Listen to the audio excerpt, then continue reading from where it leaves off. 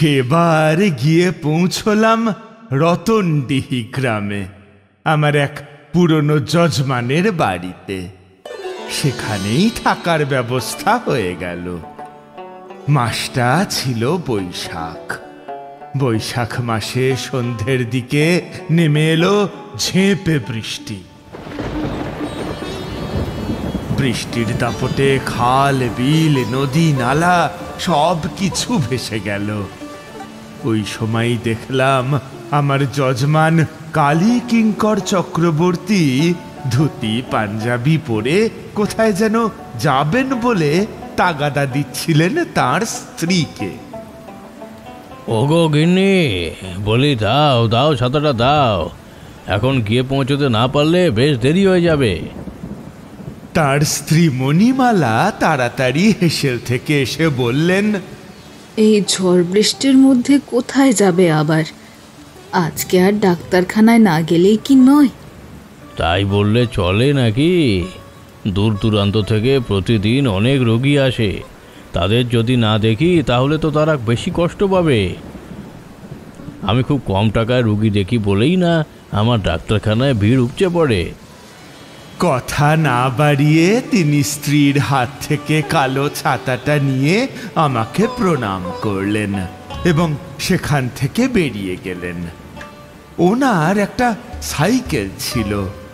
ছাতা মেলে সাইকেলে চেপে তিনি চলে গেলেন নিজের গন্তব্যে। তারপর অনেকটা সময় কেটে গেল। আমাকে কালী কিঙ্কর বাবুর স্ত্রী পাত পেতে খেতে দিলেন, কিন্তু সবে খাবারের গ্রাসটা মুখে তুলতে গিয়েছি ওই সময় শুনলাম বাড়ির চৌহদ্দির বাইরে একটা কুকুরের কান্না।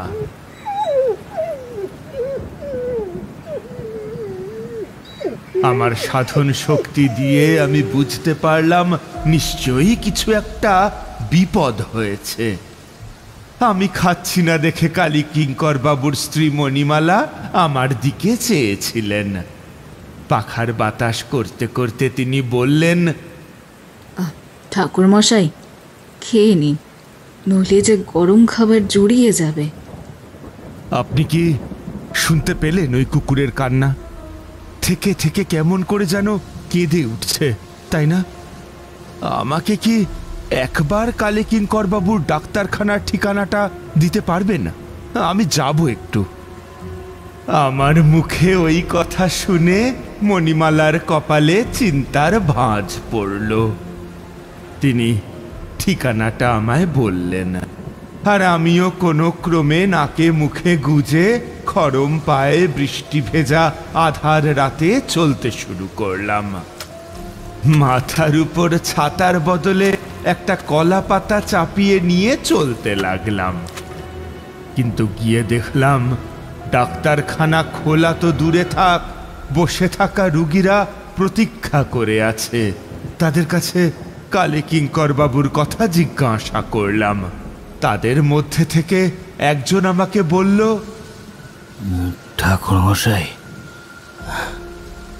এখানে সেই ঘন্টা খানিকের উপর হয়ে গেল বসে আছি, ডাক্তারবাবু এলেন না। না, উঠে পড়ি, কি আর করব। কথাটা শুনে আমার বেশ সন্দেহ হলো।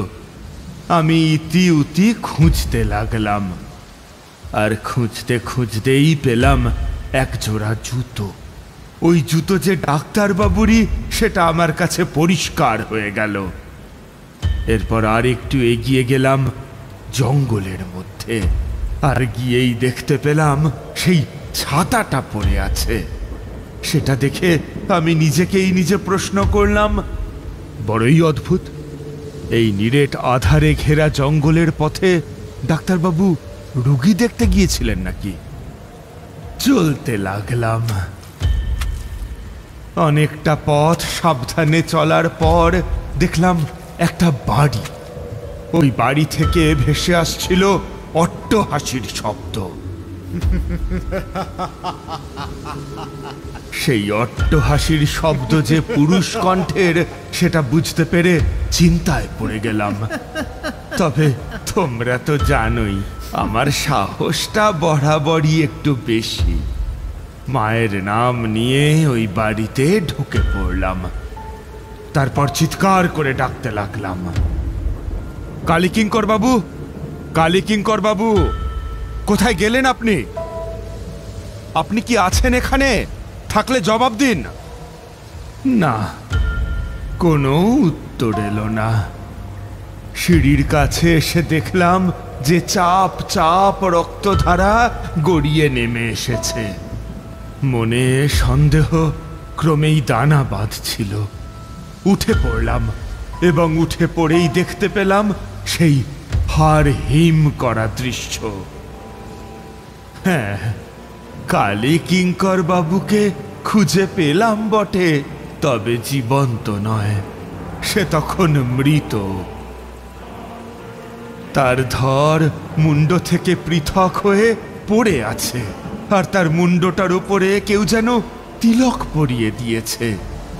সামনেই একটা বিরাট বড় দেবীর বিগ্রহ।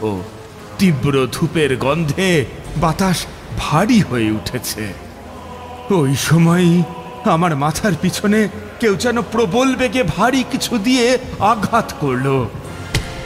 আমি দুই হাত দিয়ে মাথাটা চেপে ধরলাম।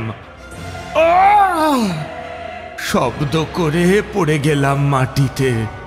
তারপরেই আমি জ্ঞান হারালাম।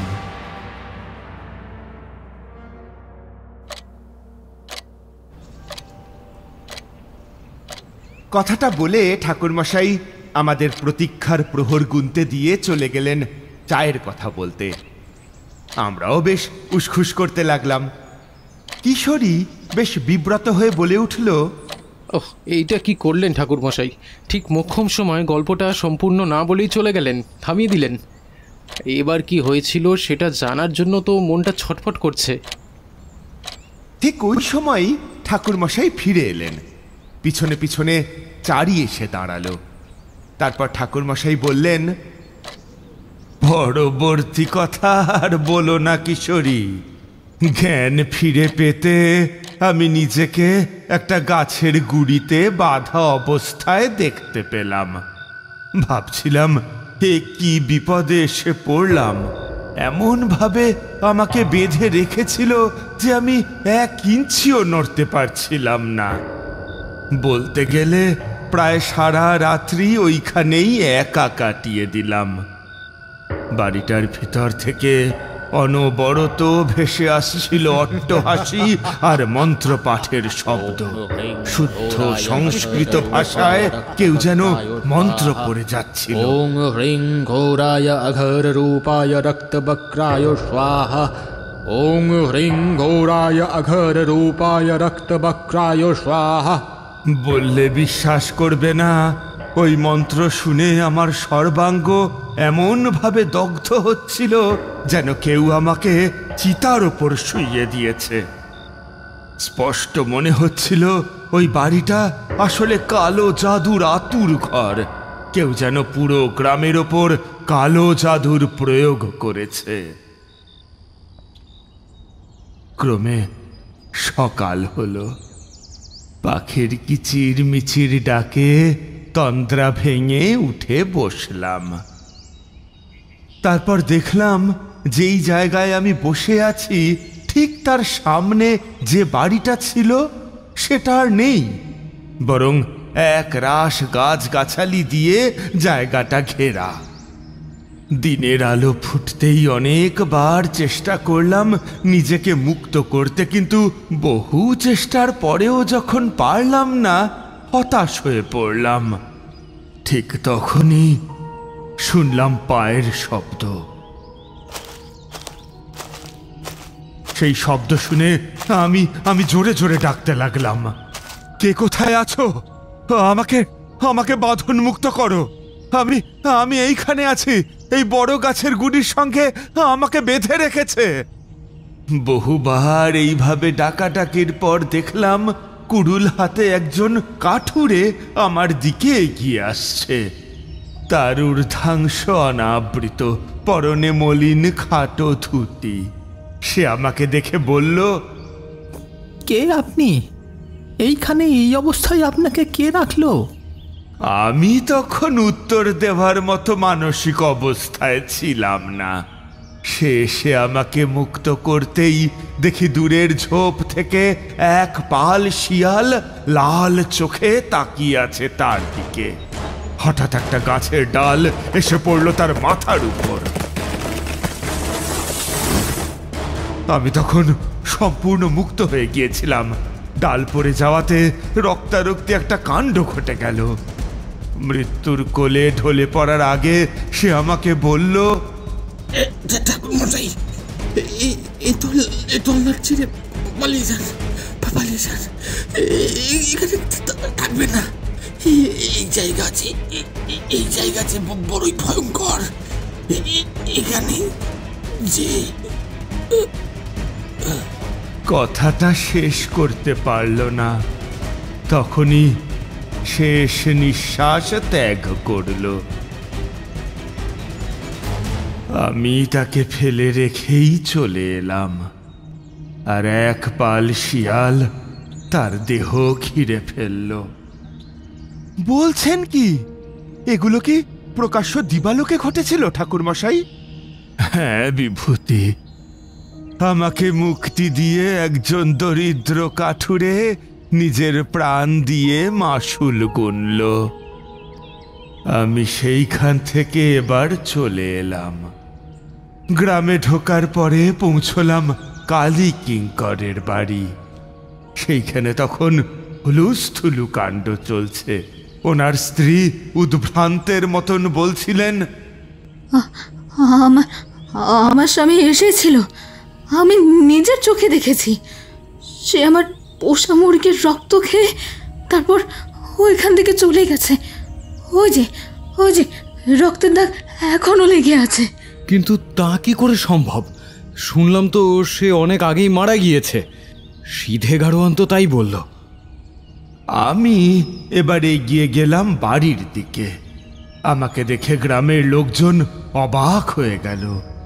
গ্রামে সাধু সন্ত দেখলে মানুষের চিরকাল আগ্রহ বৃদ্ধি পায়। অনেকেই আমাকে প্রণাম করল, কিন্তু আমি সেদিকে ভ্রুক্ষেপ করলাম না। আমাকে দেখে কালী কিঙ্কর বাবুর স্ত্রী এগিয়ে এলেন। দেখলাম কাঁদতে কাঁদতে তার কাহিল অবস্থা। তিনি বললেন, সাধু বাবা, আপনি কি আমার স্বামীকে দেখেছেন? আপনি তো কালকে বেরিয়ে গেলেন, কিন্তু ফিরে এলেন না। তাই আমি দুশ্চিন্তায় সারা রাত দু চোখের পাতা এক করতে পারিনি। বলুন না, আপনি ওনাকে দেখেছেন? আপনি কি বললেন ঠাকুরমশাই? বলবো আর কি বিভূতি, সত্যিটা বলতে পারলাম না তখনই। তবে বললাম, আপনার স্বামীর সঙ্গে দেখা হয়নি। মহিলা এমনিতেই হতাশাগ্রস্ত ছিলেন। মুখের ওপর অমোঘ সত্যিটা বললে তিনি সহ্য করতে পারতেন না। সঙ্গে সঙ্গে ভেঙে পড়তেন কান্নায়। ঠিক তখনই দেখলাম গরুর গাড়ি নিয়ে কেউ একজন আমাদের দিকে এগিয়ে আসছে। তখন আমাদের মধ্যে থেকে একজন বৃদ্ধ ব্যক্তি বলে উঠলেন, ওই তো সিধে গাড়োয়ান এসে পড়েছে। তোমরা যদি আমার কথা বিশ্বাস না করো তাহলে ওকেই জিজ্ঞাসা করো। এই সিধে, কাল আমি তোর গাড়ি করেই তো গ্রামের পথে আসছিল। বল, চুপ করে আছিস কেন? সিধে এইবার গাড়ি থেকে নেমে দাঁড়ালো। তারপর ভীতভাবে দূরের জঙ্গলের দিকে একবার তাকালো। তারপর বলল, হ্যাঁ, উনি ঠিক কথাই তো বলেছেন। গরুর গাড়ি চালাতে গিয়ে আমার আর খুড়োর একটা ভয়ঙ্কর অভিজ্ঞতা হয়েছে গতকাল রাতে আমি আর খুড়ো গ্রামে ঢোকার পথে হঠাৎ করেই দেখি যে মাঝপথে কেউ যেন আগুন জ্বালিয়ে রেখেছে। এমন বেখাপ্পা জায়গায় আগুনটা জ্বালানো ছিল যে পাশ দিয়ে গরুর গাড়ি নিয়ে যাওয়ার জায়গাটাই ছিল না। আমি মাঝপথে দাঁড়িয়ে পড়তেই খুড়োমশাই আমাকে তাগাদা দিতে লাগলেন। কি রে সিধে, তুই থেমে গেলি কেনে? কি করব খুড়ো, ওই দেখো না, পথের সামনে কে যেন একটা আগুন জ্বালিয়ে রেখে চলে গেছে। আগুন জ্বালিয়েছে কেন? কথাটা বলে খুড়ো ছইয়ের মধ্যে থেকে বেরিয়ে এলেন। তারপরে সোজা ওই আগুনের দিকে এগিয়ে যেতে লাগলেন। আমি বহুবার নিষেধ করলাম, খুড়ো, আরে খুড়ো যেও না, অজানা অচেনা পথে রাত বিরেতে কেন যাচ্ছেন? আরে ওহো, ওই পথ দিয়ে গেলে আপনার বিপদ হতে পারে তো। খুড়ো আমার কথা শুনলেন না।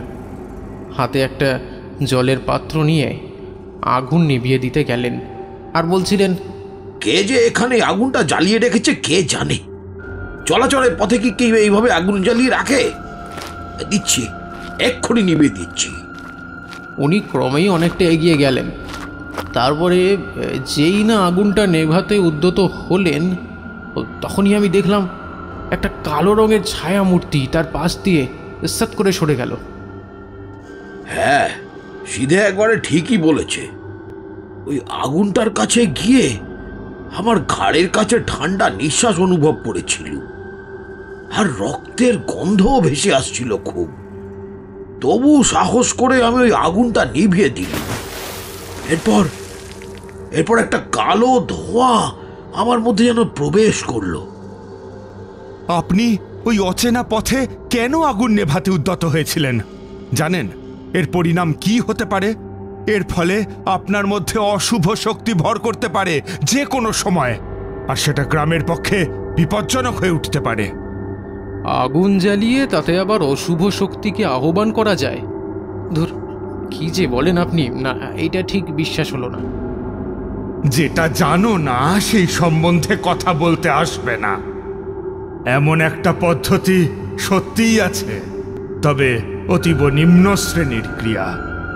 সাধক শ্মশানের আধ পোড়া চিতার কাঠ সংগ্রহ করে তারপর যে মৃতদেহের আত্মাকে ডাকা দরকার, তার মৃতদেহের ওপর 3 বার এক গুচ্ছ মন্ত্র পাঠ করতে করতে ঘোড়ায় ওই পোড়া কাঠটা, তারপর সেটা চৌরাস্তার মোড়ে জ্বালিয়ে দেয়। তারপর কোনো পথিক যদি অজ্ঞানতার বশে সেই আগুনে নেভাতে উদ্যত হয়, তখন সেই আত্মাটা তার পাশ কাটিয়ে চলে যায়। এরপর সাধকের ইচ্ছা হলেই সে ওই ব্যক্তিকে নিজের নিয়ন্ত্রণে এনে ওই অশুভ আত্মাকে জাগিয়ে তুলে তার মধ্যে প্রবেশ করাতে পারে। এর একটা গোপন বীজ মন্ত্র আছে, আর সেটা হলো অগ্নিকাল ত্রাহি ভূত প্রবেশ। আপনি তো মন্ত্রটাই বলে দিলেন ঠাকুর মশাই, কিন্তু আপনি যে নিজেই বলেছেন তন্ত্রে অধিক্ষিত লোকেদের কাছে মন্ত্র বলা নিষেধ। চিন্তা করতে হবে না, গুরুর কাছ থেকে শিখেছিলাম এমন কিছু ক্রিয়া। তবে এই মন্ত্র আগে সিদ্ধ করতে হবে, পদ্ধতিটা বলছি না। অনেক জোগাড় যন্ত্র করে একজন সদ্গুরুর সান্নিধ্যেই তুমি সেটা সিদ্ধ করতে পারো। যাই হোক, আমার কথা শুনে ওই বৃদ্ধ এবার ভয় পেয়ে গেলেন। তিনি শুকনো গলায় বললেন, আপনি কি আমায় পরিত্রাণ দিতে পারবেন? আমার কিছু হয়ে গেলে যে আমার স্ত্রী পুত্র পথে বসবে। আপনি এখন তাদের থেকে কিছুদিন দূরেই থাকুন, তারপর আমি দেখছি কিভাবে এই গ্রামকে বিপদের হাত থেকে বাঁচানো যায়। উনি চলে গেলেন, আর ক্রমেই কালীকিঙ্কর বাবুর বাড়ির সামনে সমবেত গ্রামবাসীদের ভিড়টা পাতলা হয়ে গেল। আমি কিন্তু ওই বৃদ্ধ ব্যক্তিটির বাড়ি চিনে রাখলাম। তারপর নির্জন জায়গায় গিয়ে একবার চন্দ্র দর্শন করলাম। চন্দ্র দর্শন করতেই আমার চোখের সামনে উপস্থিত হলো এক জোড়া পরী। ওরা আমাকে আসল কারণটা জানালো। সব কিছু জেনে আমি চললাম আবার সেই জায়গায় যেখানে আমি বন্দি অবস্থায় ছিলাম। পরীরা আপনাকে কি জানালো? কিশোরী, তোমাকে তোমাকে আমি বারবার বলেছি না, গল্পের মাঝে প্রশ্ন করে রসভঙ্গ করবে না। আমাকে পরীরা যা জানিয়েছিল সেটা গল্পের শেষেই না হয় তোমাকে জানাবো। যাই হোক, আমি চলে গেলাম সেই জায়গায়। তারপর নিজের গাত্রবন্ধন করলাম। গাত্রবন্ধন করলে কেউ আমার টিকিটি স্পর্শ করতে পারবে না। ক্রমেই রাত্রি ঘনিয়ে এলো। আমি দেখলাম গাছপালাগুলো অদৃশ্য হয়ে যাচ্ছে এবং চোখের সামনে অলৌকিকভাবে প্রকট হলো সেই বিরাট বাড়িটা। তারপর সেই বাড়ি থেকে ভেসে এলো সানাইয়ের সুর, আর সেই সাথেই দেখলাম বাড়িটা সেজে উঠেছে। লোকে লোকারণ্য, হাসি ঠাট্টা হট্টগোলের শব্দ কানে ভেসে এলো। কিন্তু হঠাৎ করেই সেই বাড়ির মাঝে পড়ল একটা বড় বাজ, আর হট্টগোল এক নিমেষে পরিণত হলো কান্নায়। এও দেখলাম কেউ যেন কাকে বলছে, দোহাই, আমাকে এইভাবে দেউলিয়া করে দিয়ে চলে যাবেন না। বিলাসিনী যে আমার একমাত্র মেয়ে। আমি যেভাবেই হোক আপনার পণটা দিয়ে দেব। এখন আমার মতো কন্যা দায়গ্রস্ত পিতাকে উদ্ধার করুন। আমাকে দয়া করুন।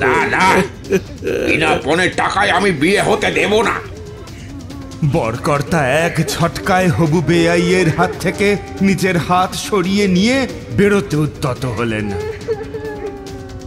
কিন্তু তাদের পথ আটকে দাঁড়ালো সুদর্শন রক্তাম্বর পরিহিত এক যুবক। সে বরকর্তার দিকে আঙুল তুলে বলল, দেখুন, বিলাসিনী হচ্ছে আমার একমাত্র সহোদর বোন।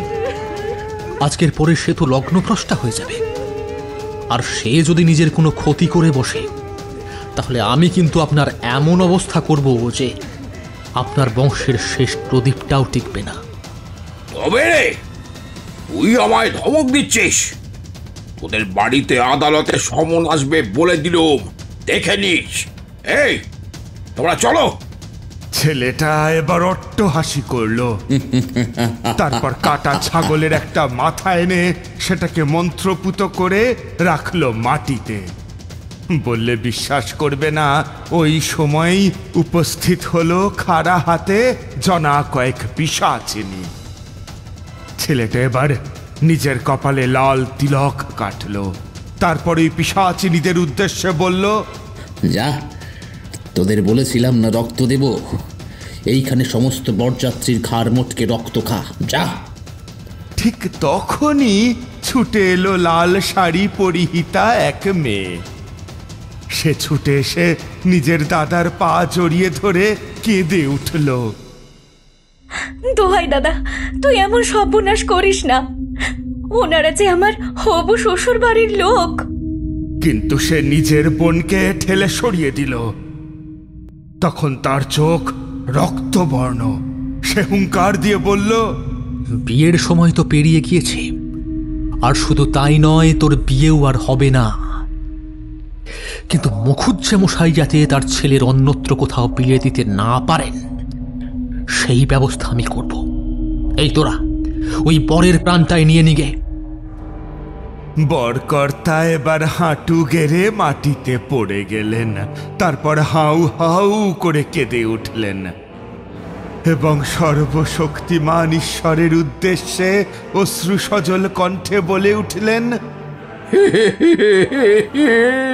হে মহাদেব, আপনি এই বিপদ থেকে উদ্ধার করুন, উদ্ধার করুন।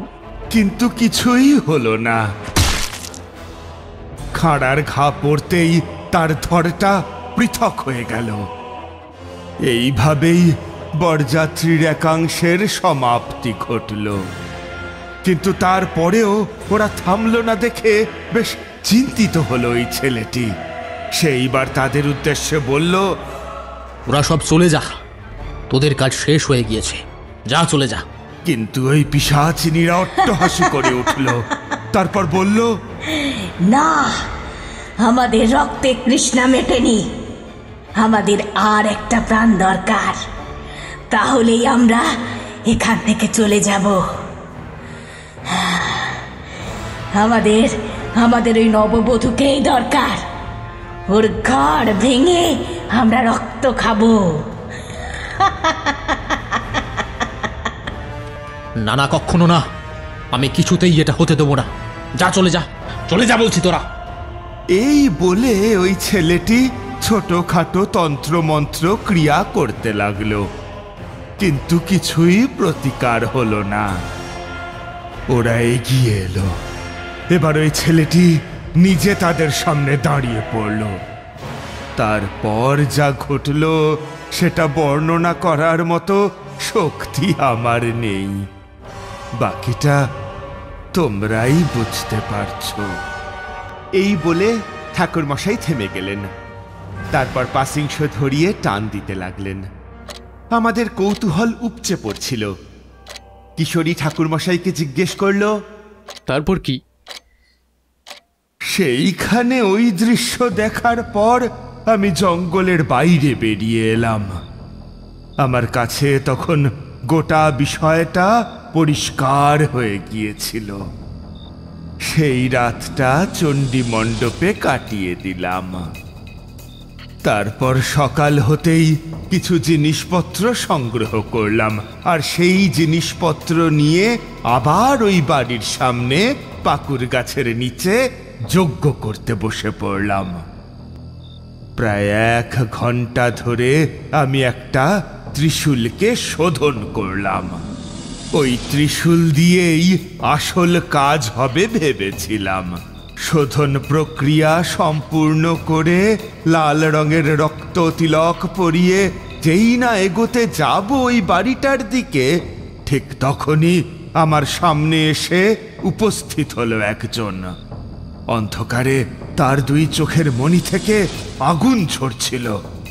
আগুনের আভায় দেখলাম এই সেই বৃদ্ধ ব্যক্তি যিনি অশুভ শক্তির দ্বারা আক্রান্ত হয়েছিলেন। সে আমার পথ রোধ করে দাঁড়িয়ে আছে দেখে আমি মাটিতে ত্রিশূল দিয়ে মারলাম 1 কোপ। আর সেই কোপ পড়তেই মাটিটা কেঁপে উঠল আর সে পড়ে গেল। তারপর একটা অদৃশ্য আলোর বলয় তাকে ঘিরে ধরে তাকে অবশ করে দিল। আমি সদর্পে এগিয়ে গেলাম সেই বাড়ির দিকে। বাড়ির আনাচ কানাচ তখনও বিয়ে বাড়ির সাজে সজ্জিত। আর আমি প্রবেশ করতেই শুনতে পেলাম গুপ্ত কক্ষ থেকে কেউ যেন মন্ত্র আওড়াচ্ছে। আর সেই অট্টহাসির শব্দ আমার কানে ভেসে এলো। নমস্তে সূর্যগুচ্ছায় দীপ্তং প্রদীপায় ফট, নমস্তে সূর্যগুচ্ছায় দীপ্তং প্রদীপায় ফট। আমি এগিয়ে গিয়ে দেখলাম যে ওই গুপ্ত মন্ত্র আওড়াচ্ছে একটা নর কঙ্কাল। তার সামনে দাঁড়িয়ে আছে একটা অদ্ভুত দেবী মূর্তি। আমি আবার বলে উঠলাম, বন্ধ করো এই সব অনাচার, নইলে কিন্তু। সে আমার দিকে ঘুরে চাইল। তারপরে নানাবিধ উপায়ে আমাকে ঠেকিয়ে রাখতে চাইল, কিন্তু যখন দেখল যে আমাকে তার অশুভ শক্তির কোনো প্রক্রিয়াই ঠেকাতে পারছে না, তখন গড়গড় করে বলে উঠল, তারানাথ, তুই আমাকে এইভাবে শেষ করতে পারবি না, কারণ আমার প্রাণ এমন একটা জায়গায় আছে যেখানে তুই সকাল হওয়ার আগে না পৌঁছলে আমি আরো অনেক বেশি শক্তিশালী হয়ে উঠব, অনেক বেশি। তখন আমি তোকে শেষ করব, কেননা এই বাড়িতেই সূর্যের আলো প্রবেশ করে না। আমি দৌড়ে সেই কক্ষ থেকে বেরিয়ে এলাম, কিন্তু এত বিরাট বাড়িতে ওই জিনিস খুঁজে পাওয়া 4টিখানি কথা নয় ভেবে আমি ভূত ডামর তন্ত্রের একটা প্রক্রিয়া কাজে লাগালাম। তাতেই কাজ হলো। একটা হলদেটে আলোক রশ্মি উদ্ভাসিত হয়ে আমাকে পথ দেখিয়ে নিয়ে চলল একটা ঘরের দিকে। সেই ঘরের দরজা আমি লাথি মেরে খুলে দিলাম। দেখলাম একটা মাটির প্রতিমার দিকে সেই আলোটা এবার আগের চেয়ে আরো উজ্জ্বলভাবে জ্বলতে লাগলো। আমিও সেই মাটির প্রতিমার দিকেই ত্রিশূলটা চালিয়ে দিলাম, আর সেই প্রতিমাটা ভাঙতেই নিচ থেকে ভেসে এলো আকাশ বাতাস কাঁপিয়ে দেওয়া এক মর্মান্তিক চিৎকার। আমাকে আমাকে ছেড়ে দাও, আমাকে আমাকে আমাকে ছেড়ে দাও, আমাকে ছেড়ে দাও। আমার হাত থেকে ত্রিশূলটা পড়ে গেল।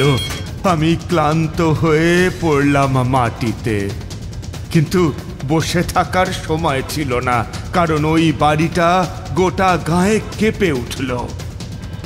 আমি দ্রুত সিঁড়ি বেয়ে নেমে এলাম। নিচে এসে যখন বাড়ি থেকে বেরিয়ে পাকুর গাছের নিচে এসে দাঁড়ালাম, তখন ধ্বংসস্তূপের মতো ধসে পড়ল বাড়িটা এবং অদ্ভুতভাবে অদৃশ্য হয়ে গেল। গ্রাম থেকে বিপদের কালো ধোঁয়া সরে গেল। আমি সর্বশক্তিমান ঈশ্বরকে প্রণাম জানালাম। গল্প বলা শেষ করলেন ঠাকুরমশাই। আমরা চুপচাপ ওনার দিকে চেয়ে রইলাম।